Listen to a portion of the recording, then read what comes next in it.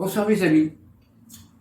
Eh bien, quatrième épisode, on peut dire que Adam et Ève ont continué leur petite vie et après avoir perdu les premiers-nés, forcément ils ont eu d'autres enfants. Eh oui. Alors le troisième enfant qu'ils ont eu s'appelait Seth. Et Seth a formé une grande famille et même une grande tribu qui a perpétué la procréation de la race en quelque sorte. Alors, il y a eu un autre enfant qui s'appelait Enoch, qui lui-même a eu un enfant qui s'appelait Lemec. Et là, les choses commençaient déjà un peu à s'aggraver. Eh bien, Lemec a donné un enfant qui s'appelait Noé. Alors Noé, ça commence à être une grande histoire qui a commencé. Noé. Ah oui, Noé.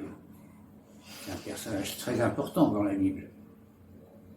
Alors Noé, qui était un sage homme, donc avec une droiture parfaite, par contre, du côté de la branche de Caïn, il y avait plutôt le mal et le bien.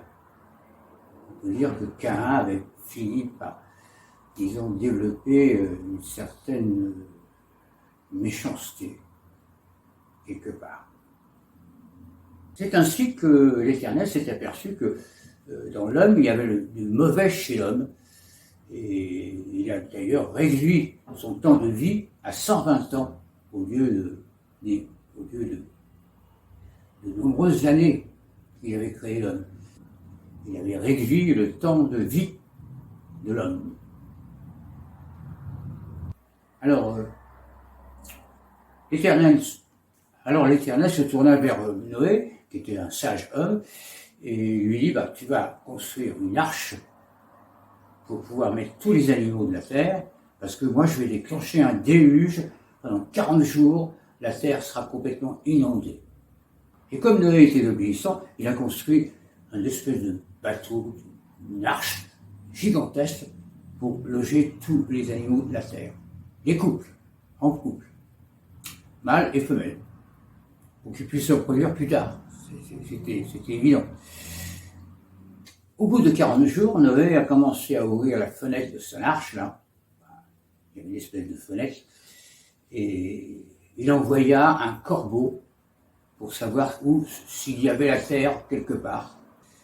Et puis le corbeau ne réapparut pas. Et quelque temps après, il a pris une colombe, et il a envoyé une colombe aussi pour voir s'il y avait de la terre quelque part. Et la colombe est revenue. Eh oui, elle est revenue avec un brin d'herbe dans son bec. Alors ça voulait dire que la terre était revenue. Donc ils pouvaient commencer à voir s'ils pouvaient débarquer de cette arche. Effectivement, il y avait une terre qui n'était pas très loin. Et là, ils ont pu débarquer tous les animaux de la terre qu'ils avaient mis dans l'arche. Et ils débarquèrent, si on peut dire, sur une montagne en Mésopotamie. Je ne savais pas trop où ils étaient, mais c'était la Mésopotamie. Alors comme Noé aimait Dieu, il a commencé à construire des autels et faire des holocaustes pour remercier la grâce de Dieu. La grâce de Dieu, comme on dit souvent. Pour remercier Dieu. Alors l'Éternel regrettait un petit peu quand même d'avoir déclenché ce déluge pour punir les hommes. Et il promit qu'il allait plus recommencer, qu'au contraire, que c'était un signe de l'alliance, et il envoya un arc-en-ciel dans le ciel pour, en quelque sorte, symboliser l'alliance entre Dieu et les hommes. Alors l'histoire pourrait s'arrêter là, tout rentrer dans l'ordre en quelque sorte, mais pas tout à fait, parce que on verra dans le prochain épisode qu'il y a la tour de Babel et Babylone, et là on s'apercevra que l'homme n'est vraiment pas raisonnable. Et Dieu encore va intervenir dans la construction de cette tour de Babel. Eh bien, mes chers amis, je vous dis donc au revoir, à bientôt, et suite, comme on dit souvent, suite au prochain numéro.